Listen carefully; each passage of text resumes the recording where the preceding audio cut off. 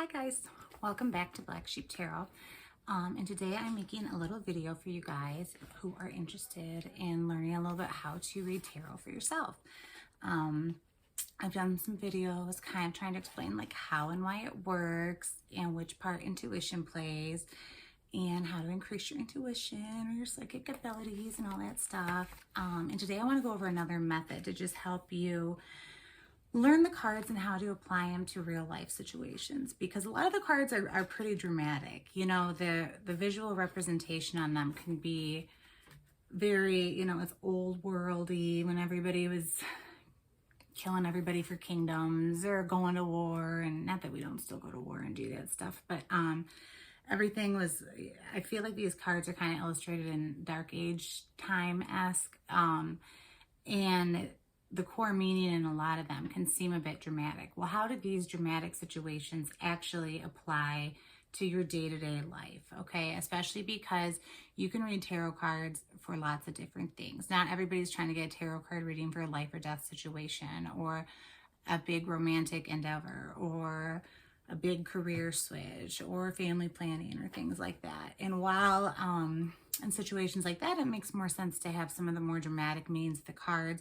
If you want to start using them for insight on a day-to-day basis, it's helpful to learn some more day-to-day applications that some of the cards can mean. And a way to do that is to do a daily tarot draw, where you pick a card, sometimes two, if you either get a jumper or you feel inclined to do two. Always follow your gut. And you write it down, you keep track of it in a journal. And then at the end of the day, kind of look back and see what happened to you that day and see how that card applied and what it meant for that day. So I've been doing this, I've been meaning to do it for like a year, but I've been doing it for like a week now, because even though I'm a pretty proficient reader, I always want to improve. I mean, there's always more to learn, there's always more to do.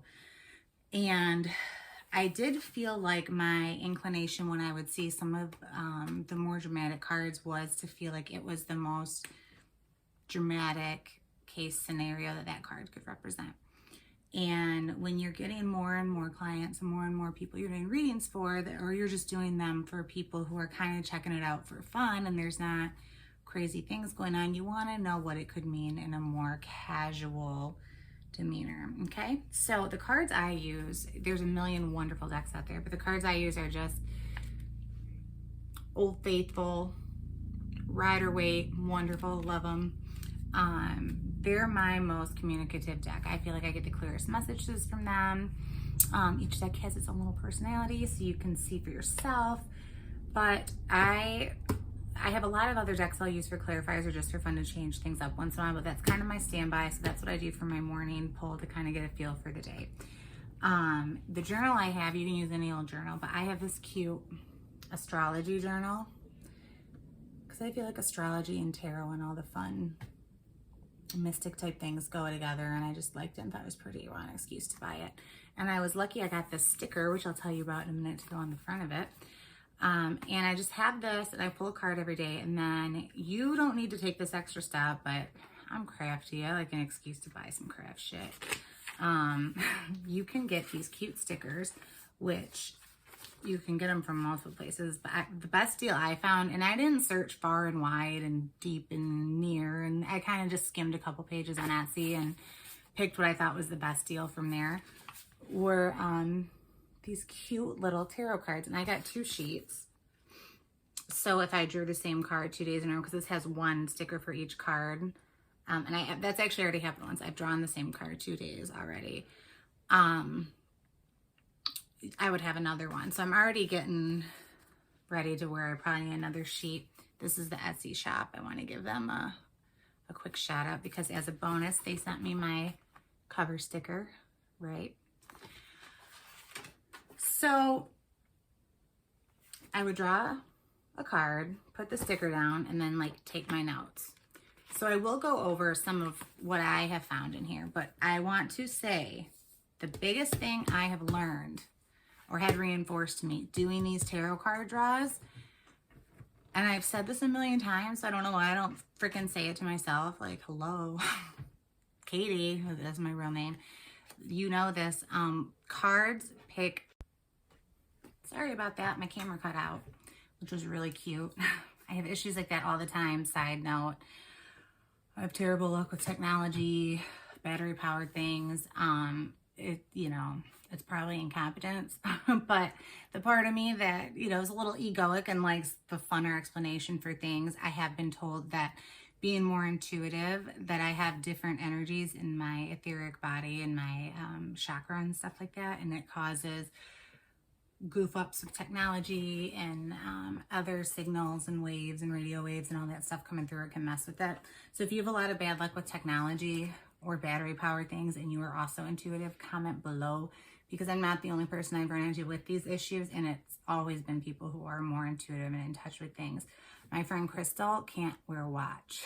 Her watch battery will drain in like a day, and car batteries drain on her a lot too. She has a lot of issues with car batteries, that cars that were totally fine, the battery will just drain when she gets in it, and I've had that happen a handful of times too. Not enough to maybe say that's for sure what it is, but enough to make me suspicious, especially since it happens to her. So real cute.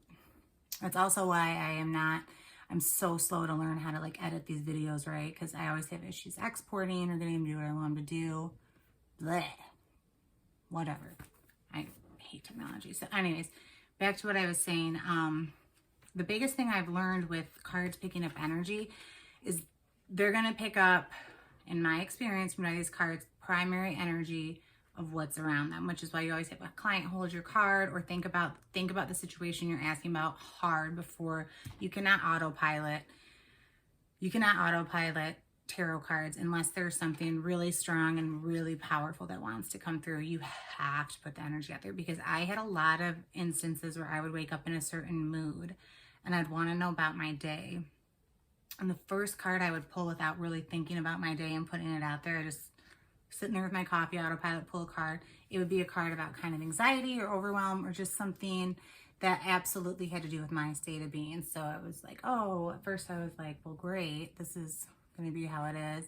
But then I started noticing that the card would correlate with my mood. And then I would specify, okay, if I pulled a card and it reflected back to me exactly what my mood or exactly what I was thinking about, I would really focus on, okay, I want the energy for my day. The energy for my day, that's what I'm looking for. And then a card that was more accurate for the course of my day would come up. And that was a little bit enlightening to me, because I always knew that the cards were communicating energy, but it's gonna communicate the strongest energy there. So you have to really, you can't go through the motions. You have to focus on what you want to know about when you're talking to the cards.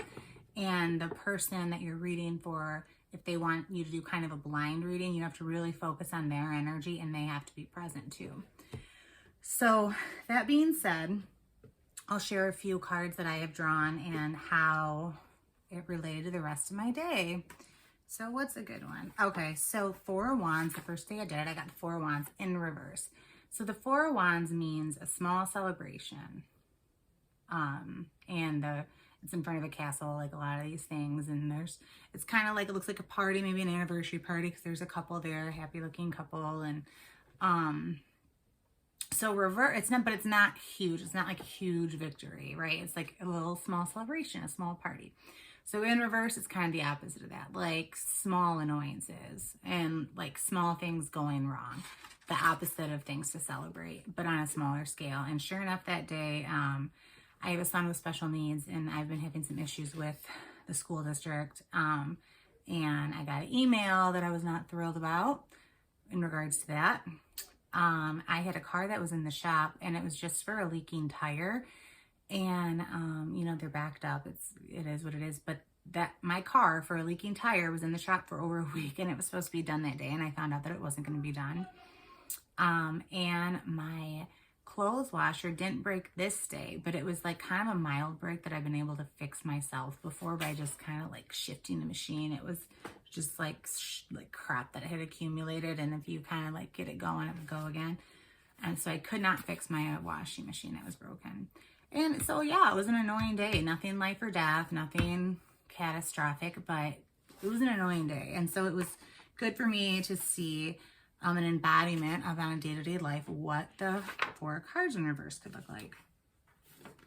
Okay, here's one where this was when I was really picked up on my mood, but this was before I realized it was picking up my mood, and I drew a second card. I drew the Nine of Wands. Right here. Wrong page. Nine of Wands, just one that day. And it was about, that's about being prepared and looking over your shoulder for anything that's coming at you, but being like weary and worn out about it. And that's kind of the mood I felt like when I woke up. I woke up anxious about a lot of stuff that was going on, and I'd had bad dreams the night before. But I kind of was like, all right, I'm going to, nothing's set in stone. It's just an energetic read. So I thought, well, I don't want to feel like this my whole day. I don't want my whole day to keep going like this. So I consciously, and this is the other thing you can do, the other benefit of doing a card draw is if it looks like things aren't going to go your way, you can either be extra cautious if it looks like something that might actually be dangerous, or if it's something mildly negative, you can make the choice to consciously try to counteract that with positivity, positivity, positivity. Yay. So I said that. I said, I'm going to change the energy to make the day better. And it said that at the end of the day, my little summary was nothing stressful happened. It was a pleasant day. The washer got fixed that day. So it was the next day. The washer got fixed and my car got fixed both that day. So I was like, I wasn't sure what to make that, but that card just was completely reading my mood that morning. Another one. So here's where I started saying, I'm going to draw a second card if I don't think that the card is reflecting the day, but reflecting my mood. So I pulled the Ten of Swords. I had to find one where I was having, I do wake up in a bad mood a little. I'm realizing I wake up in a bad mood more often than I should. Like I've never been a morning person, but I've been trying. It's the other thing, you notice patterns. I've noticed I wake up irritated a lot. Like I've always kind of like picked up pace as the day goes on, but it's nice to start your day in a positive space. So I've been making a more conscious effort to do that as well.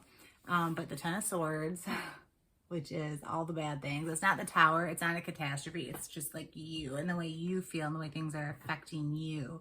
And it's a thought-based sign because it's swords. So it's intellectual. So it's like intellectual pain. So a lot of times intellectual pain can be self-inflicted, right? So it shows 10 intellectual swords stabbing me, and I'm laying on the ground like, that's the card I drew. And I'm like, shit. I was like, well, that's how I feel already. Am I just starting to wake up and like pick up on how my day is going to be? And I'm like, well, if that's true, I'm going to change it because you can change energy. So I drew a second one after I thought that, and that was the Queen of Wands. And that's the feminine energy for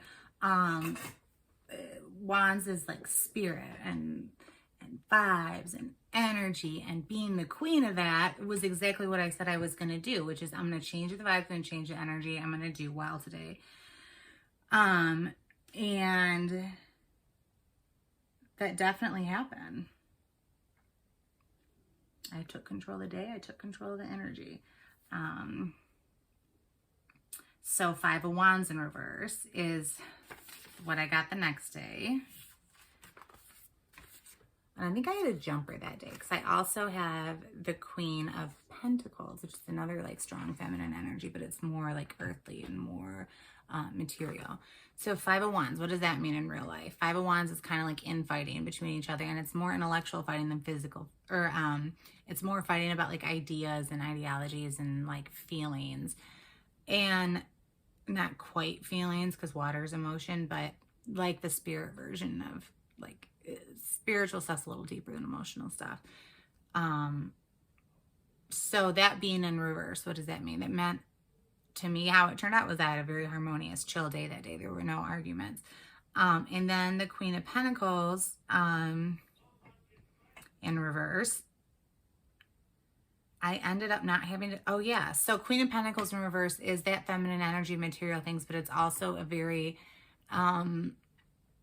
abundant card. It's like she has a lot of money. So this is interesting how this one turned out. So she's got a lot of money. She's a lot of things. It's kind of like someone who is rich, like lots of money. So in reverse, It can also be someone who spends a lot of money. So in reverse, I'm like, oh no, am I going to have a big financial loss? And it was actually the opposite. What it was I didn't end up spending any money that whole day. And I had lunch with a friend, and her husband happens to be the chef at that restaurant, but normally he can't cover because it's a very nice, like high-end restaurant. And, but he ended up picking up the tab last minute. And my husband ended up picking up take-home food on the way home from work.